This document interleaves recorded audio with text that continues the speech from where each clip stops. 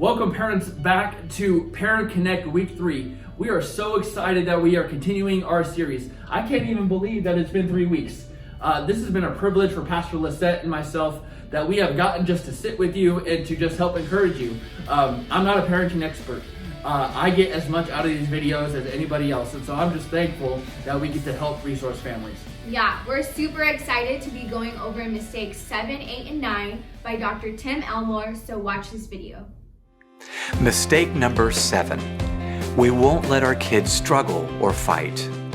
Now, when I use the word fight, I don't mean a fist fight. I mean to really battle or struggle through difficulties, challenges, even opportunities that seem a little harder than the child first expected.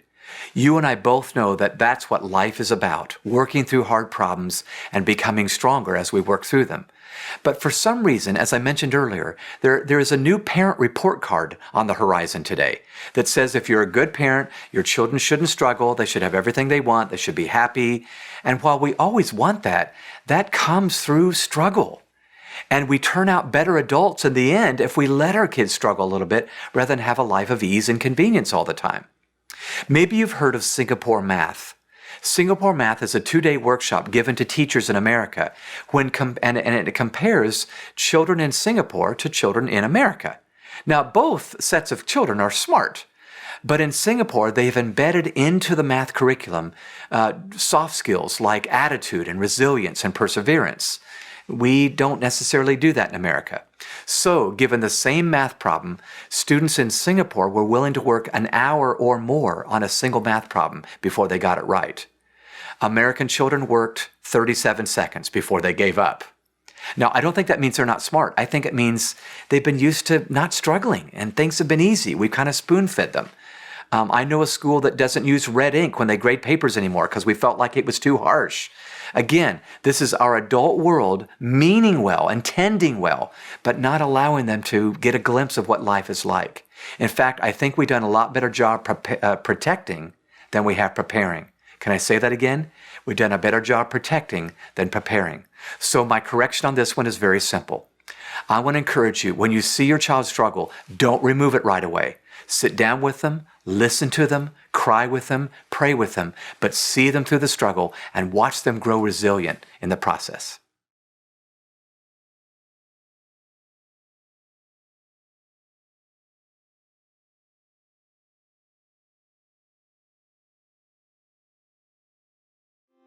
Mistake number 8, we give them what they should earn. I mentioned earlier that I feel like we're in a new day, and we parents feel like when we look around us at other parents, we should be giving our children everything they want. And along the way, sometimes we can sabotage their maturation. We start producing young adults in their teens or 20s that feel entitled to things because they've always been given to them. My son Jonathan is 23 years old, and a few years ago he was helping a theater arts program in our community do a competition. After it was over, he came to me and said, "Dad, you won't believe what these adults did." I said, "Tell me." He said, "Well, every student that came through the door, I mean, this is high school, middle school, elementary school, every kid that went through the door got a gold medal hung around their neck just for walking in the door, just for breathing air. They got a gold medal. And then as they competed on the stage, they got more medals for singing, acting, and dancing. The levels of the medals were gold, high gold, and platinum. Gold was the lowest you could get. You could get last place and get a gold medal. And then if that's not bad enough, the host of the competition stood up at the end and said, "On sale in the lobby are more trophies and medals. If your child did not get the medal you had wanted them to get, you can buy them in the lobby." Now, I understand we want our kids to have gold medals and trophies and so forth, but you and I both know that is not even remotely like the world they're about to go in for, where their boss is not going to be clapping for them every Friday because they showed up at work on time. So again, we've got to not give them what they should earn. If we give them what they should earn, we reduce their ability to learn to work and wait for things. So I love my friend David. His son Nick was in middle school when the new iPod had just come out. And he said, "Dad, I want this iPod." My friend said, "How much money you got?" He said, "Well, I don't have enough money for it, but they're going fast. They're going to be gone in a week." My friend did a brilliant thing. He said, "Nick, I'm going to buy this iPod to make sure we have it in our home. but I'm going to put it high on a shelf, and you're going to make monthly payments to me from now on until you earn that iPod. Now, it seemed harsh at first, but month by month for the next 9 months, Nick made payments as an 8th grade kid. David told me at the end, Nick was so grateful for that iPod, and he had learned the art of working and waiting along the way. That's the correction I want to encourage you to make.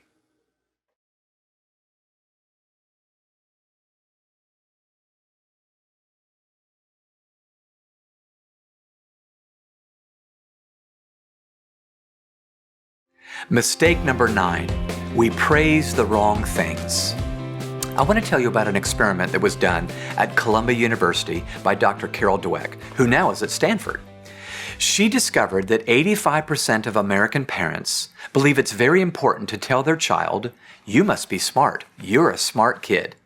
And the reason we do that is because we think it's going to give them a little confidence the next time they take a test in school.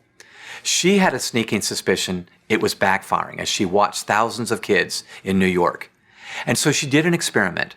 She divided 2 groups of 10-year-old children, gave them both the same test, but at the end of the test, the first group was told, you must be smart. The second group was told, you must have really tried hard. You see, they affirmed effort rather than smarts. In the second round of the experiment, they gave a 7th grade level test, 2 grades higher, and they said, you don't have to take this one, it's harder. Do you want to? Almost none of the kids in the first group wanted to take the test. The ones that had just been told they were smart didn't want to take it. It's almost like they were thinking, I don't think I'm that smart, actually. I'm going to stop right here with you're smart. Almost every kid in the second group that had been affirmed for their effort wanted to take the test.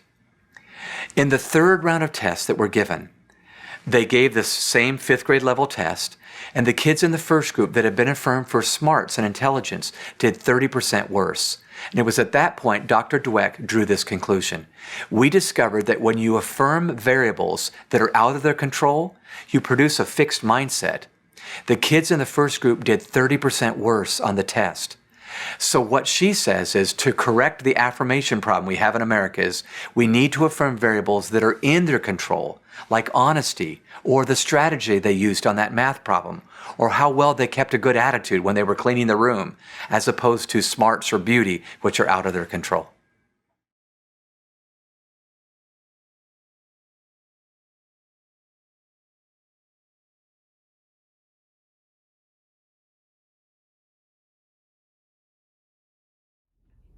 We just heard some great content. Let's review the steps. So the first mistake we talked about in this video was number 7, is we won't let our kids struggle or fight. I think the biggest thing for me as a parent is that I don't want to see my kids fail. And I don't want to see them in pain, and I don't want to see them in discomfort, and I don't want to see them frustrated. I just want to do everything for them. Number 1, it's faster. And number 2, I don't want them to be in distress. But the biggest times in my own life has been when I have struggled to overcome an obstacle. I'm so thankful for my parents and my mom who let me struggle to get through the things that I had to. Yeah, that's good. And number 8 is we give them what they should earn. I want to give my kids the world. I really do. I have 2 daughters, and I've never been more into princesses and ponies and Disneyland and all things pink. Brooklyn the other day was like, Dad, can you buy me a cow? And I was like, I could probably fit it on the patio. You know, I was like, I could do that. But the thing is that we need to teach our children that the things that they want in life and the things that they are desiring don't come free, and they don't come without hard work and sacrifice. Parents, we know this. We know that we will sacrifice and do anything for our kids, but to set them up for success, they need to learn how to earn it. Yeah. Number 9 is we praise the wrong things. There's so many times I want to approve of the bad behavior, or not the bad behavior, but I want to approve of behavior that's not healthy because maybe I think it's funny, or maybe I think it's cute. But I want to make sure that I am praising the right things about my daughters. I want to praise them for being the women of God that they're going to be one day, the young, beautiful women that God has created them to be. And I don't want to praise the wrong things. I don't want to praise their appearance. I don't want to praise those things. Of course I do, but I want their value to be rooted in Jesus. And I never want to praise the wrong things, but only the right things. Hey, thank you so much for tuning in. Thank you so much for being with us.